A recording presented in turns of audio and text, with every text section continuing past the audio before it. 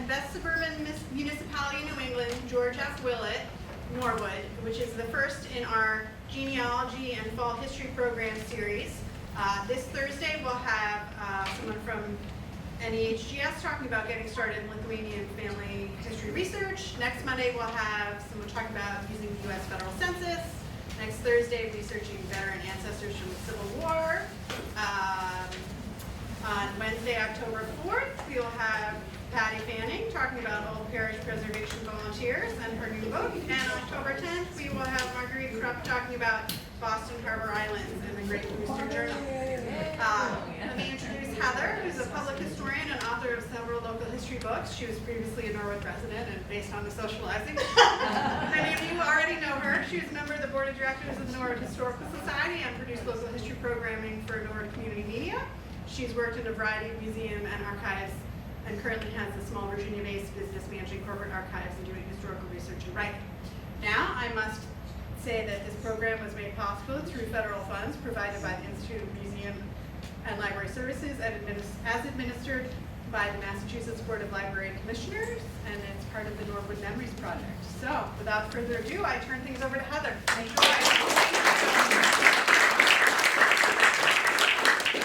Oh my goodness, it is so wonderful to see so many people out here, so many familiar faces and some new faces.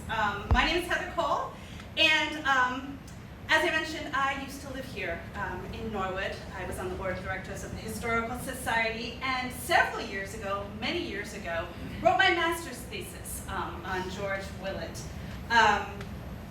There are folks here in the audience who know at least as much and probably more about George Willett than I do. So I feel very humbled to be speaking to you guys. And I'm hoping afterwards, if there are things that you have questions about or things that you know that I might have missed, I'm hoping that we might have time for a little bit of a conversation afterwards.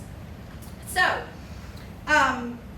George Willett is one of my favorite people in the world. I live down in Virginia now, but coming back to Norwood feels like coming home. And a lot of that has to do with some of the things that George Willett did to make Norwood physically and culturally the community that it is today. He was a local businessman around the turn of the century, for those of you who don't know, a businessman and philanthropist who nearly single-handedly reshaped the civic and physical landscape of Norwood. As my title says, his vision was to turn Norwood from what at the time was a small industrial town into what he described as the biggest, busiest, and best suburban municipality in New England. We can argue about whether he was successful or not, I don't know, we can talk about that. But he wanted it to be a model for other cities and towns across the country. We'll actually pull up, this is a photo of him as a young man. So between about 1908 and the early 1920s, George Willett led the reformation of Norwood's municipal government, established the very first Norwood Civic Association, founded the town's first public hospital, served as the very first chair of Norwood's planning board, and crafted a master plan for the development of Norwood that involved an innovative scheme by which he was going to figure out a way to finance all these new innovative things in Norwood without costing taxpayers a penny. Somewhat successful, somewhat not. He also invested more than $1 million of his own money in Norwood, and this is $1 million in 1908, 19-teens. He was a recognized figure throughout the Norwood area, throughout the Boston area. In 1918, the Boston Sunday Globe called him a mighty practical visionary, and the Providence Journal called his plan for Norwood, quote, undoubtedly the most progressive of its kind in New England. So, for the next half hour, 40 minutes or so, I'm going to be talking about George Willett, his vision, and the changes that he brought about in Norwood, many of which continue to exist today. If anyone's interested, I have a book that this talk is based on that's available afterwards as well. But in order to understand the changes that George Willett brought to Norwood, it's helpful to understand what Norwood looked like before he came along. So, Norwood in the early 20th century. So, up until 1872, the area that would become Norwood was part of it was the south precinct of Dedham, map on your left. It was originally part of an 1836 land grant that stretched all the way from the Charles River down to Rhode Island, and Norwood is there on the right in blue. The first colonial settler moved to what would become Norwood in 1678 and built a sawmill on Hawesbrook. And by the mid-1800s, Norwood was still primarily agricultural, with a small village centered near what is today's town square. In the 1850s, the railroad came to Norwood, bringing new businesses, new industries, new residents, and lots of big changes in the town. 1872, Norwood gained its independence from Dedham and was incorporated as a town with a population of about 1,800 residents and 10.5 square miles of land. During the first few decades after Norwood's independence, Norwood went through huge changes as a number of new industries moved to town and established industries expanded their operations. Early 20th century Norwood was home to 2 tanneries, the Winslow Brothers Tanneries down in the southern part of town, and the Lyman Smith & Sons Tannery near Railroad Avenue uptown. There were also 2 printing conglomerates, a lumber mill, a paper mill, an ink factory, and railroad car shops in town. But in order for all these businesses to be successful, they needed workers. And the cheaper, the better. Many of these low-wage laborers were new immigrants who came to Norwood. Immigration was nothing new to Norwood. The town had seen immigrants, a lot of them from Ireland, but also Germany and Scandinavia before it became incorporated as a town. But the new immigrants who come to Norwood in the early 1900s were part of a wave of immigrants who came to America from Southern and Eastern Europe around the turn of the century in the wake of political turmoil in their own countries. Many of these immigrants left their home countries with limited education, limited resources, and without speaking or reading English. In Norwood specifically, the immigrants who come around the turn of the century are primarily from Lithuania, Italy, Poland, and Portugal, and many of them find works in the tanneries and other factories in town. These new immigrants are refused housing uptown and are forced to rent apartments down in the hastily built, sometimes overcrowded, triple-decker houses in South Norwood, which I know this audience knows that's known as the Flats. There were wonderful aspects to the South Norwood community. Ethnic markets, laundries, churches, social and fraternal organizations, but life was not easy, wages were low, and town services were much slower to reach the Flats than any other part of town. Things were not great in the rest of Norwood during this time period either. Norwood's population skyrockets from 1,800 residents when it's incorporated in 1872 to 12,000 residents by 1920. The town struggles to cope with the population and building explosion and to provide the services that residents needed. Norwood was not alone in facing these problems. The early 20th century was a period of great political and social change in this country as cities and towns across the United States struggled to find ways to facilitate urban growth as people moved to the cities while mitigating the problems that often come with this. Things like overcrowded and unsanitary tenements, additional demands for public services, shoddy building construction, and exploitation of workers. Academics in the audience, this is the progressive era when folks are starting to really come up with ways to face these challenges. Eventually, there will be federal and state laws around things like food safety, and building construction, and child labor. But until then, until those things are codified on the state and federal level, there are thousands of activists across the country that are taking things into their own hands and trying to improve their own cities and towns through civic philanthropy. So in Norwood, the person who does this is George Willett. George Willett was born in 1870 in Walpole. He was the eldest child of Albert and Lillian Willett, a family with roots in Walpole back to the 17th century. Albert worked in a Walpole twine factory. Lillian was from a farming family. They were Republicans in a time period when being Republican usually meant that you had been anti-slavery and a supporter of Lincoln, and were active members of the Congregational Church.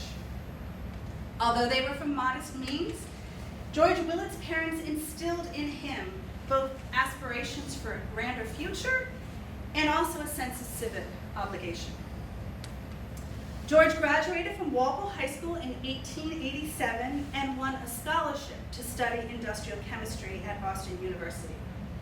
He was a mediocre student, but was a very good public speaker and had a gift for persuasion.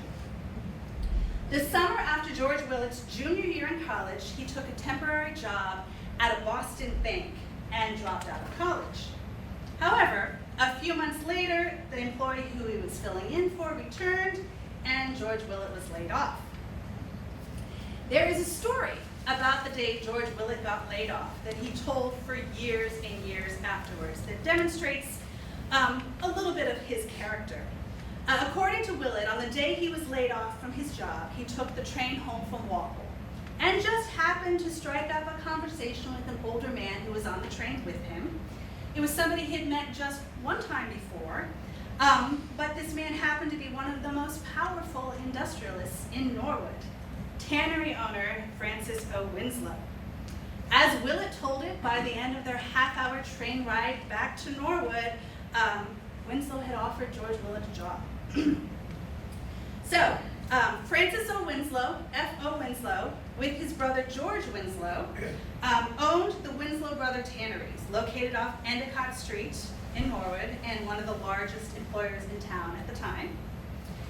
They had produced leather for the boots of Union soldiers during the Civil War, but by the 1890s, there was changes in technology that were coming about that the Winslows were struggling to keep up with. George Willett began working for them in 1891. His first job, and that's actually him with the mustache there at the roll-top desk. His first job for them was actually taking the pelts that came in and removing the wool from them and reselling that wool. It was kind of a side business, and he started doing that in 1891.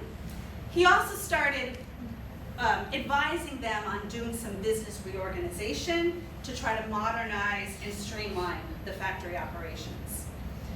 Willett was smart, he was charismatic, and he was determined, all of which served him very well. In 1893, just 2 years after he started working for the Winslows, they offered him a partnership in the tannery, and he declined. 2 years later, they sold him the Winslow Brothers Tannery outright. 2 years after that, he bought up the other tannery in town and consolidated them under the name Winslow Brothers and Smith. You guys have encountered that. Shortly after that, he sold off controlling interest in both of the tanneries and opened a business consulting firm in Boston that would eventually hold controlling interest in at least 10 companies across New England. By 1908, he was earning upwards of $500,000 per year, which is more than $16 million in today's dollars. So he was pretty stinking successful.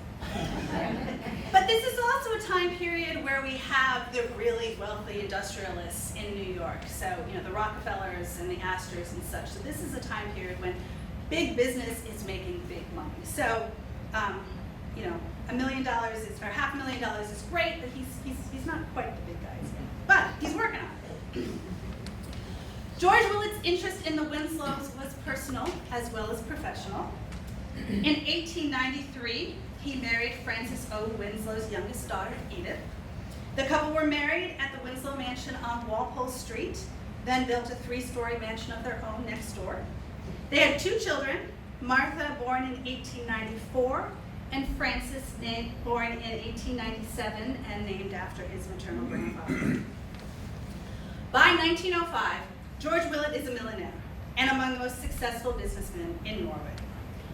Like other people of his time, and he's very much a person of his time, he believed that there was an opportunity to take some of these skills that he had developed in business, in industry, and apply them to the world of public affairs. So beginning around 1908, George Willett starts spending a lot of his own time and energy investing in the improvement of his adopted hometown, Norwood. So, then, as now, one of the biggest complaints of Norwood residents was taxes. And then, as perhaps now, people did the best to try to pay as little in taxes as possible. In 1908, Norwood's tax rate was the highest in the state, but Norwood was still struggling to try to find the money to pay their bills. There was a general feeling in town that some of the wealthy individuals and businesses were not paying their fair share of taxes. Town meeting had just voted to build a new fire station, a town-wide sewer system, and were working on the town's first electric light plant. And this is a time period where federal income tax has not yet become a thing, sales tax isn't a thing, so almost all the money that municipalities get to run town operations is coming from property tax. So Norwood needed all the tax revenue that it could possibly get. In 1908, George Willett was appointed to chair a new committee on taxation that was created by the town to study how to make taxation in Norwood more equitable. This was George Willett's first political appointment, and he was likely selected because of his business reputation. In the end, the committee decided to go through and reassess all the property in town. And for the first time, the property is assessed based on its location rather than simply what is on the property. So for example, the more desirable land that's along the main streets in town or near public facilities is valued at a higher rate for the first time. And what this does is this sort of encourages the wealthy landowners to start developing some of this undeveloped land along the main streets in order to get the money back that they're paying in taxes. So this scheme, this reassessment, takes them some time, but it's ultimately really successful. The tax rate drops 67% the following year, while only slightly decreasing the actual amount in taxes that the town is collecting. Residents consider it a success, but the town still needed more money. And George Willett and other local businessmen came to believe that more drastic measures were needed in order to make Norwood's municipal government run more effectively. Beginning in 1911, George Willett is appointed chair of a committee to investigate creating a new form of municipal government here in Norwood. So, from the beginning of its incorporation in 1872, Norwood had been run by what was then a salaried board of selectmen and a battery of elected committees that handled everything from property assessment to licensing to budgeting in between town meetings.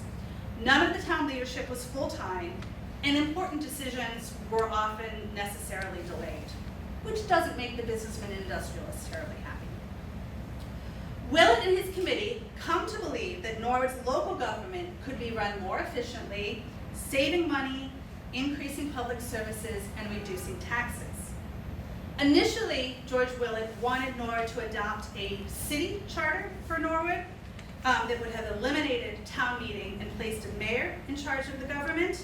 But at the time, Norwood didn't have large enough of a population. There were state regulations about how big you had to be in order to be a city.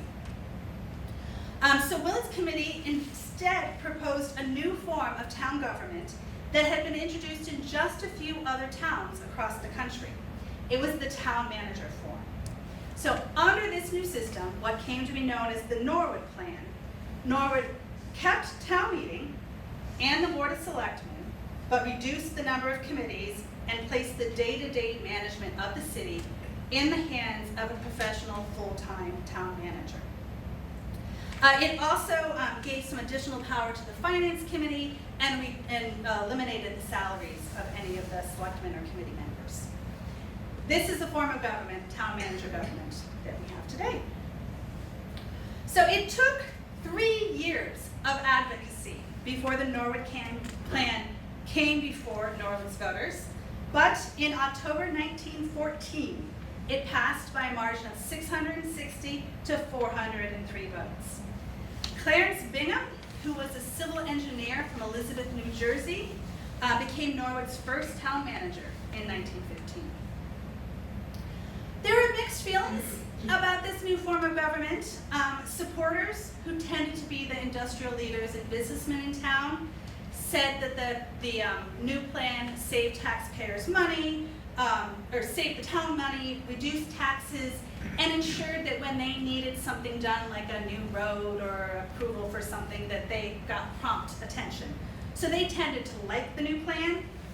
Folks who were in opposition to the plan, who tended to be the ordinary folks, argued that the new system made it more difficult for the average person to get involved in local government, and reduced the number of municipal jobs because they were no longer paying for people to be in some of these other positions.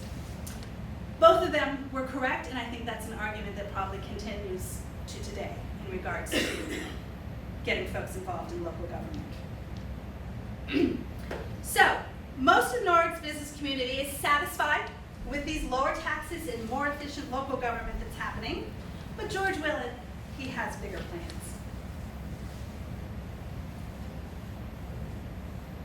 So, over the next few years, and with the help of some notable local and regional figures, George Willett develops a master plan for the redevelopment of Norwood to include new roads, a traditional New England town square, a town hall, a downtown business district, schools, parks, and playgrounds.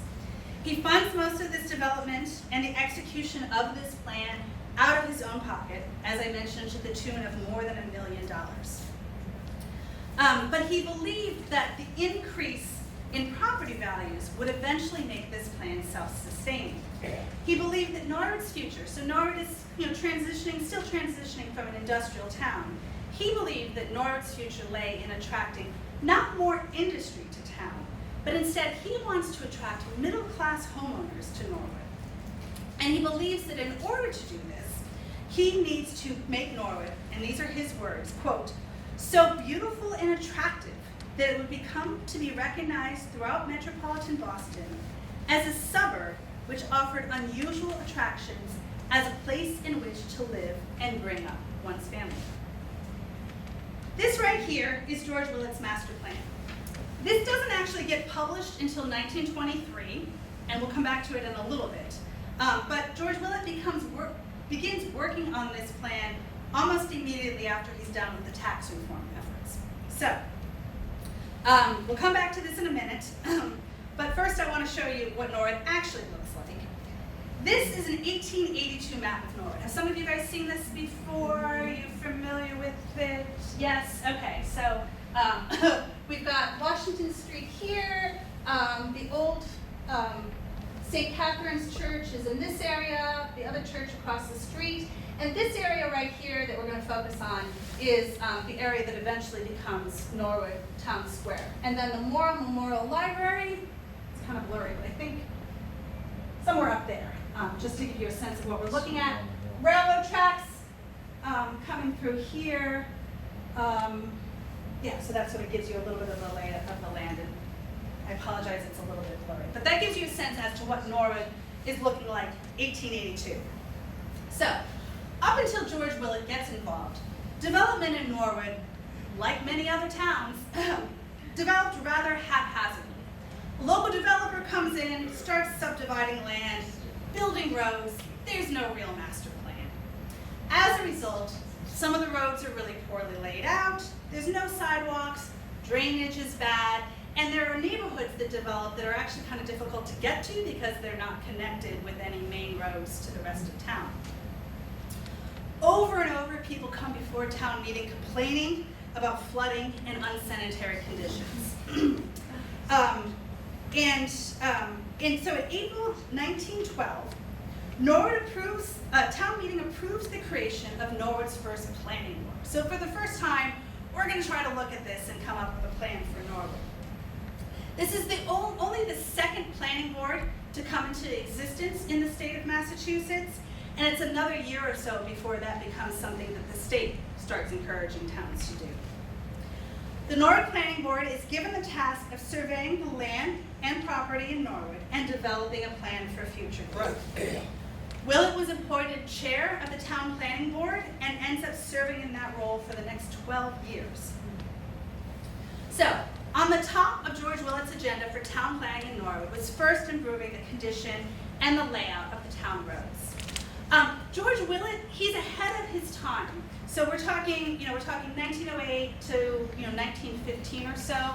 George Willett really believes in the automobile, which is still fairly new. People are taking the streetcar, they're taking the trains back and forth to work if they're going into Boston. George Willett believes the future is in automobiles, and he wants to make Norwood's roads automobile friendly. Washington Street was the main north-south thoroughfare until 1915, but until 1915, it is still a dirt road. It's muddy, it's potholed, it's not terribly easy to get down. In 1915, George Willett leads the effort to widen it, pave it, install sidewalks, and he does this throughout town with the main roads and then eventually the smaller roads as well, making sure that the roads are both able to be traveled by an automobile but also wide enough that you can fit automobiles going in two directions. We don't think of that as being an issue, but it is. George Willett and the Planning Board also gave a lot of attention to what was becoming the downtown business district. Several of the concrete and brick business blocks had been already built by the time George Willett gets involved. They generally have retail on the first floor and apartments or offices above. But there are still also a number of residential houses right along Washington Street. And George Willett feels really strongly that we want a downtown business district that has businesses and stores. And so he leads a big effort to get rid of the remaining non-business buildings along Washington Street. He actually himself buys and then tears down a handful of buildings that had sort of been falling into disrepair. And then he also pays to have 4 large Victorian houses lifted up off of Washington Street, turned, and moved onto side streets.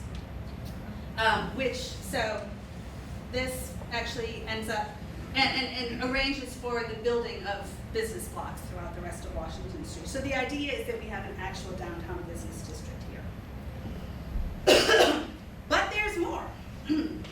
By 1917, George Willett recruits noted landscape designer Arthur Shirtcliffe, which I don't know if anyone has heard that name before. He was a protege of Frederick Law Olmsted, and he draws up formal plans for the town. This plan eventually gets published. Do I have it? Yes, I do.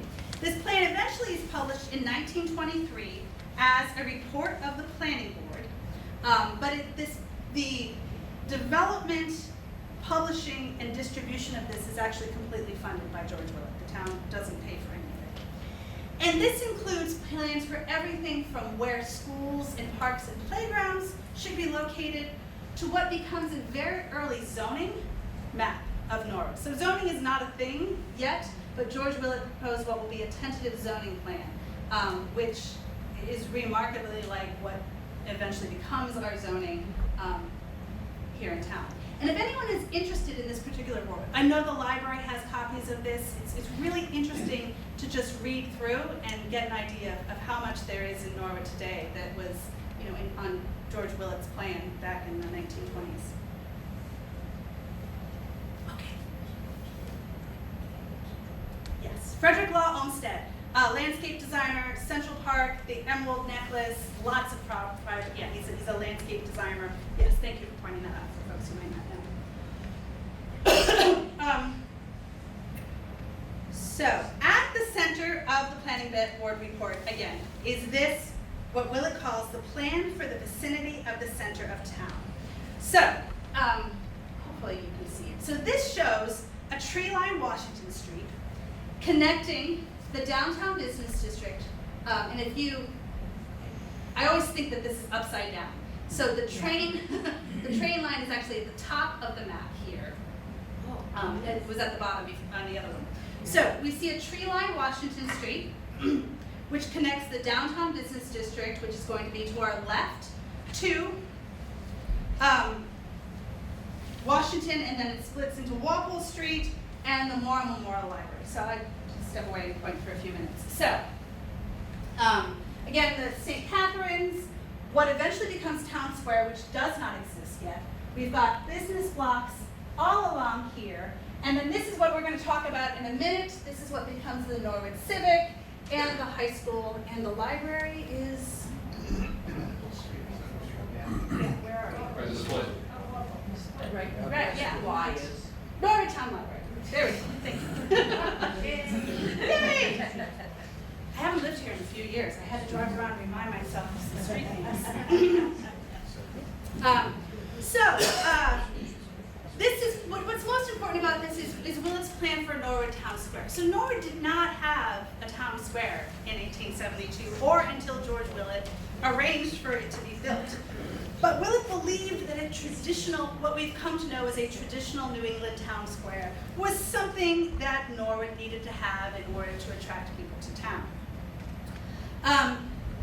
George Willett recruits local architect William G. Upham, if anybody has run across that name.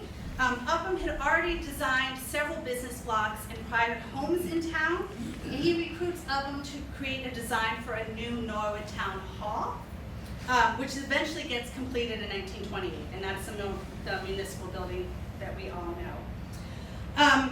In this plan, the original plan, I'm actually going to jump ahead here. So this is a close-up of his plan. The original plan actually had Town Hall where the theater is. It ends up getting built here, and yeah, so this is what ends, just to orient you, we've got what is now the OCC there, and then again, Norwood Theater ends up getting built here, and the municipal building ends up going here. But this is what his original plan is, and he distributes this planning board report all over town with the hope to sort of get people invested in this as a plan. And we've got a couple of photos that sort of show this as well. So this is Town Square before it becomes Town Square. So again, we're looking, if we look at the photograph here, the tower at the top is the fire department OCC, and these houses right here, all of this gets torn down, and this diagonal road ends up getting straightened out. The municipal building goes roughly there, and then over here, we're looking at the churches. But this gives you an idea of what it looked like, and then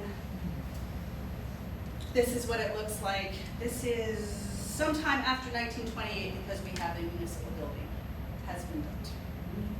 So, this is a grand plan. Bits and pieces of this are coming together, but it's going to cost a lot of money to have a brand new beautiful municipal building built and to tear down these buildings and build this beautiful town square. So George Willett expects that the town will give him a little bit of support, but he knows that tax dollars alone are not going to pay for all of these changes. And this enters George Willett's plan for what comes to be known as the Norwood Housing Association. In 1913, George Willett created the Norwood Housing Association, which was a public real estate holding company. The purpose of the Norwood Housing Association was to purchase land throughout Norwood in strategic locations and hold it for future sale and development. The Norwood Housing Association would sell stock to investors who would make their money back when the property sold for a higher price. Willett was confident that as property values continued to rise in town, because they always rise, that money would be available to reinvest in the town. But there were some caveats to the property that the Norwood Housing Association bought and sold. Willett himself decided what pieces of property would be purchased, and he also would only sell the land back to individuals or organizations who would develop the land along the plans that had been specified by George Willett. So if you bought something along Washington Street, you needed to develop it the way that he wanted it. In the rest of town, George Willett really only wanted single-family homes to be built. He didn't want any more triple-deckers. He didn't want any more industry to be built in town. He believed that having single-family homes would attract the right type of people to Norwood who would contribute positively to the community and to the tax base.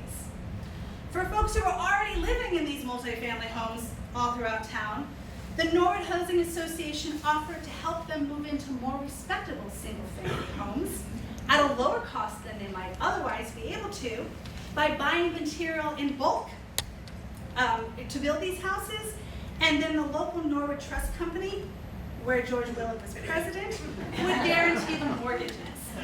So the Norwood Housing Association would be a one-stop shop for a hopeful homeowner with the goal of getting everybody in town into single-family homes.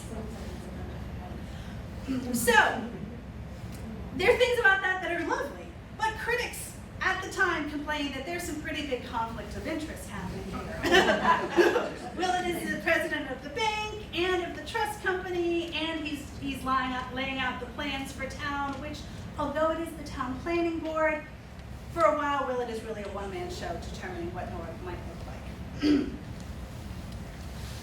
So Willett's response to this, the charges that this is a pretty big conflict of interest, this isn't Willett Wood, this is Norwood, is that he sets up a plan whereby the proceeds from the Norwood Housing Association are not going to benefit individuals, but they're going to be deposited in an account to fund community services in Norwood. Specifically, he wants the proceeds from the Norwood Housing Association to fund what becomes the third piece of Willett's plan, which is the Norwood Civic Association. So, all of this stuff is kind of happening at the same time, so we're going to take a step back in time for a moment. Back in 1905, George Willett bought a 5-acre plot of land at a prime location between the railroad and Washington Street and converted an old barn on the property to a basketball court for local boys to use. There's an article in the local newspaper that comes out shortly after that's bemoaning the fact that there's no place for teens to play and they're getting into trouble and all that sort of thing. And George Willett realized that there was an opportunity to build a larger facility that could meet the needs of more Norwood residents. So, the Norwood Civic Association officially opened in 1911 and was later described by the Boston Herald as the finest civic plant in the world. It was originally open only to men and boys, but within 2 years was offering classes and athletic programs for women and girls as well. Over the next few years, Willett pours thousands of dollars of his own money into the Civic, and it grows to, by 1915, it is this, a 30,000 square foot complex with an auditorium that sat 700 people, a clubhouse, a gymnasium, a swimming pool, tennis courts, there's a bowling alley, billiard rooms, social hall, and meeting rooms for government and town organizations. On the land surrounding the Civic were athletic fields, tennis courts, and a grandstand. They hosted lectures and socials and concerts and athletic demonstrations, and they had meeting rooms that could be rented out as well. Attached to the Civic was built a model house, which was, quote, modestly furnished as an example and illustration of an attractive home, where lessons were offered in sewing, millinery, so hat making, cooking, and housekeeping. Although George Willett never refers to it as such, basically what the model house is a settlement house, which these are coming into existence. If anybody's familiar with Jane Addams and her work in Chicago, building settlement houses, to help new immigrants, it happens all across the country. George Willett doesn't call it a settlement house, but it basically is. And the goal of the model house was to offer these classes to help Americanize the new immigrants who are settling in Norwood, teaching them English classes, offering classes on how to keep an American-style home and raise children with American values. The programs were also designed, there were classes that were designed to teach the immigrants how to stretch their paltry wages as far as possible so they wouldn't have to rely on public charity. Which is, that helps our local businesses and industries because then they can not not pay the workers quite as much as they might otherwise. So the model house programs and settlement house programs in general in this period certainly tend towards paternalism. And here in Norwood, there's evidence that the model house programs and classes were never quite as popular as Willett hoped that they would be, but he was working on it. So, third piece of this is what ends up becoming the Norwood Hospital. So in January 1909, the Norwood newspaper is reporting that every week, an average of 2 people from Norwood are sent to hospitals in Boston, which at that point they were paying for the transportation up there. And the reporter suggested that Norwood was such that we needed our own hospital. So George Willett decides that's another thing I can do to help improve Norwood and recruit people here. And in 1913, he opens the Corner House Hospital, which is on land adjacent to the Civic. So we've got the Civic, we've got the Model House, and now we have the Corner House Hospital. It's not big. It has 23 beds, an operating room, a dental clinic, and an eye clinic. But prior to these services and activities all integrated, so prior to anyone participating in any athletic activities at the Civic, particularly kids, they go and they get themselves checked out. They have to go through a physical examination by an on-site nurse at the Corner House Hospital. They also, if any of their children who need dental work, they can be referred to the Corner House Hospital for free or reduced treatment. And they send out nurses eventually into the schools to provide limited medical attention there as well. The hospital eventually includes an operating room and a maternity wing, and the goal is for this to be a resource that can be used by the entire community. It's important to note that all of this, the Model House, the Civic, and the Corner House Hospital, are all done on a private basis. There are no tax dollars that are going into this, no town funds. There was a small membership fee to join the Civic, but that didn't come anywhere near to building or running the Civic. Most of this is coming out of George Willett's pockets and the proceeds from the Norwood Housing Association.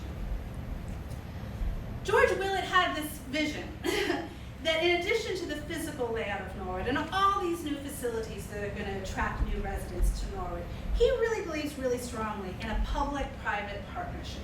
And this is actually a diagram, flowchart, whatever you might call it, that he draws up and tries to pitch to town meeting that as to how both town government and the Civic Association and all of these other industries and nonprofit groups in town should work together. Not everybody agrees with this plan. It never comes fully to fruition, but George Willett spends a lot of time tromping around town, going to town meeting, going to private meetings, trying to sell this idea that everybody in town needs to work towards the common good of Norwood. On January 27th, 1918, the Providence Journal publishes a glowing, full-page spread congratulating George Willett on the civic reforms he's bringing about in Norwood. This is where he describes it as, the Providence Journal describes it, the Norwood idea is undoubtedly the most progressive of its kind in New England. But this is 1918. Just as Norwood's reforms seem like they're coming together, things going in the right direction, the financial basis of Willett's plan begins to crumble. Anyone tells me what happens in 1918? Pandemic. Yep. Both of those, both the pandemic and World War I. World War I is specifically what I'm going to talk about. When America enters World War I, life in Norwood changes abruptly. There's less interest in civic and municipal activities and more focus on military preparedness. In early 1918, George Willett is asked to come to Washington, D.C. to advise the Quartermaster General of the Army on the reorganization of the War Department. Huge honor. This is his little ID card there. While George Willett is away in Washington, D.C., his business interests suffer some serious setbacks, and by September 1918, George Willett loses controlling interest in the Norwood Housing Association to his creditors, His business interests in the various Boston businesses that he is involved in also suffer, and by the end of the year, he no longer has the funds to support this great civic program that he has set in Norwood. He does not have the money to continue to support either the Civic Association or the Corner House Hospital. I did not cover the Willett Sears trial in this talk or in my book. One day maybe we'll do a whole thing about this. But Willett ends up filing a $10 million lawsuit against a group of business bankers, accuses them of conspiring to take away his businesses. He wins the lawsuit. At the time, it was like the longest lawsuit, longest trial in at least Boston history up to the time. He wins the lawsuit, is awarded $10 million, but it ends up getting reversed on a technicality. Wow. And he's never able to regain either his business success or the municipal plan that he has for Norwood. So everything comes to a crashing halt by the end of 1918. By January 1919, a group of local businessmen get together and purchase the Corner House Hospital from George Willett. They apply for a state charter of a corporation and rename it the Norwood Hospital. Norwood Hospital was eventually able to overcome its financial difficulties and continued to exist until 2020. Was that when the big flooding happened? Yeah. So, but it continued to exist at that location, but was no longer part of Willett's grand plan. After George Willett's creditors gained control of the Norwood Housing Association and the hospital is incorporated as a separate private entity, George Willett and a few of his remaining supporters tried to keep the Civic up and running. But they were having financial difficulties, and there were a series of fires at the Civic. One in 1924, another in 1927, a third one in 1930 destroyed the Civic buildings beyond repair. And George Willett eventually sells this land to the town, which later sells it to Norwood Hospital for its expansion. So the property that was originally part of, that was originally where the Civic Association lived is, and is going to continue to be, I think, where Norwood Hospital is. And by now, we're in the 1930s. We've got the Great Depression happening. George Willett and everyone else have no money to be putting into municipal activities. But he does not give up. George Willett is nothing if not determined. And even though he has no money, he continues to work at his plans for Norwood. He scaled down his plan, and it's no longer going to be all of Norwood that is going to be this beautiful entity, planned community that works together. Instead, he decides he's going to create a model community within Norwood. So, George Willett, by some happenstance, still owns several hundred acres of undeveloped land around a man-made pond on the outskirts of Norwood. If anyone recognizes this, Willett Pond is what we're talking about, and we're talking about Westover. So, Willett refocuses his plans on developing this area into what's going to be a planned community modeled after garden villages that he had seen on a trip to England back in the early 1900s. But it's going to be built using the latest scientific methods. So he's taking the ideas from the Norwood Housing Association about buying material in bulk and building multiple houses so they can be mass-produced at a cost that can be affordable to the average person. And it's going to be surrounded by beautiful scenery.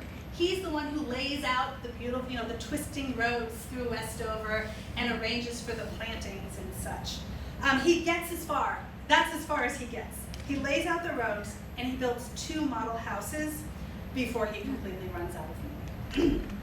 So he then spends the next 20 years trying to find investors in Westover, trying to persuade town officials that, hey, this is what you need to be spending money on. He tries to persuade the town to build some roads that will connect to Westover, because at this point, Westover is still pretty isolated from the rest of town. But no one's buying anymore. And by 1953, Westover was in bankruptcy, and the following year, outside developers buy the property. George Willett died on April 13, 1962, at the age of 91. never having seen his plans for Westover come to completion. In 1936, a local newspaper reporter described what may have been the general consensus in Norwood towards George Willett's master plan for the town. It is an ideal so vast and daring that many in our midst have merely shrugged it off as a dream, George Willett's dream. Yet, I will argue, and I hope some of you will agree, that we only need to take a stroll down Washington Street today to see the long-lasting impact that George Willett had on the town of Norwood. Today, the Washington Street Business District remains the center of social, recreational, and cultural life in Norwood. It's anchored at one end by Norwood's Town Hall, finally completed in 1928, and then at the other end by the library where we are. Most of the brick, stone, and concrete business blocks remain, now with restaurants, bars, and shops that are attracting visitors from throughout the Boston area. Although the original Civic Association buildings were long gone, an insurance settlement from the 1930 fire that destroyed it was placed in a fund to be used for the benefit of the people of Norwood. Part of that money eventually found its way to the Norwood Recreation Department, which was established in the 1940s, and helped fund the renovation of the Recreation Department facilities. And those of you who live in Norwood, what do we call the recreation? We call it the new Civic. So it certainly is continuing, if not all of the programs, a lot of the programs that George Willett envisioned. And the new Norwood Hospital, which, as I drove by today, see that it's still well under construction. That sits on the land where the Civic originally stood, and we can thank George Willett for the fact that Norwood believes it's important to have a hospital in town. And George Willett's plan for Westover, again, never came to fruition, but I suspect the people who live up there now appreciate the beautiful twisting roads and the scenery that George Willett helped envision for them. As for George Willett himself, he's remembered today. I think folks know who he is, both for his grand vision and his dynamic personality, where it's now more than 60 years after his death, and we generally recognize him as one of the town's greatest philanthropists, and credited for the founding of the hospital and the Civic, if not the downtown business district. 1969, the town dedicated the Willett Elementary School in his memory. There's also the Willett Parkway and an auditorium in the Recreation Department. And histories about Norwood that have been published in the 1972, 2002, and 2021 detail his contributions to the town. I think we're doing a good job of recognizing him. And as for this model that he envisioned, I'd love to come back to this over and over again and think about what might have happened if he'd actually been able to see this to fruition. You know, would the Civic, the Model House, and the Corner House Hospital would they have ever been able to be fully supported by the Norwood Housing Association? What would it mean to have civic and municipal programs in a town funded by what was basically real estate speculation? Is Willett's plan an example of privatization of public services, which a lot of people view as a bad thing, or is it a model for community engagement in getting businesses and nonprofits involved in the betterment of a community? What if we had a town where all these different entities work together for both the physical and the cultural betterment of the town? Would it improve life for the residents that live here, or only for certain people who live in the town? And what might a 21st century version of this look like? And what might it take to make something like that happen? Is that even possible? So those are all the things that I like to think about when I think about George Willett. You know, in the work that he did now, you know, more than 100 years ago, but we still see the impact today. So that's what I had to say. If you have any thoughts or comments or questions, I'm happy to answer them. But thank you for coming out.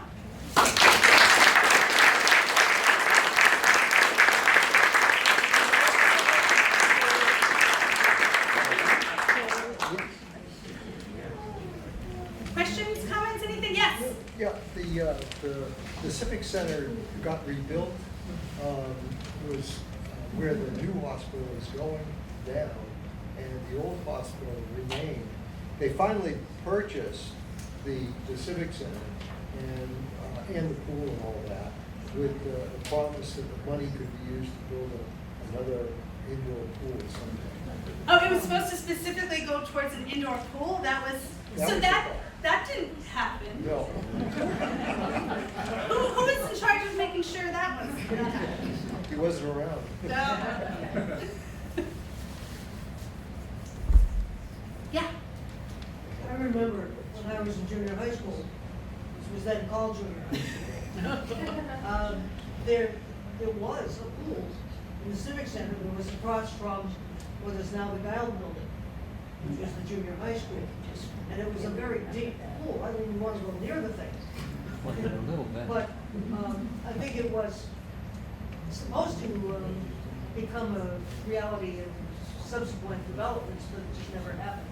One of my favorite George Willard stories is that when he would get an idea, he'd be driving down Washington Street, and when he would get an idea, it was so powerful, he wouldn't bother to stop the car, he'd just hop right out of it, and the car would keep going. I remember coming across newspaper articles about car accidents. Yes, particularly as he got older, I think that was. So in other words, before the Corner House Hospital, there was a hospital on Wilson Street, Yes. and the nurses' residence is behind it. And that house is still there. It's the only one on Wilson Street that has wrought iron fence, as you go, it's a little further up from the playground, Yeah, okay. but it was very small. Yes. Yeah. What did he die from? Oh, goodness. Does anybody remember what did he die of? Old age. He was 91. So while Heather's looking that up, I forgot, well, let me rephrase that, I hadn't seen that email message. We have a survey that we're asking. I don't remember, but he was 91, Part of so that I don't grant. know. So, Yeah. I had some Yeah. pencil. So in some of the pictures, it shows railroad tracks going through the downtown area. So it's not trolley Yeah, tracks? yeah, Streetcar. street, yeah. So I don't, how do you remember when this book was from? 30s? Yeah, 30s? yeah. What's after 90? Yeah. To Boston? Boston to New York City. It would have gone at least up through Denver. Okay, thank you. Thank you guys so much.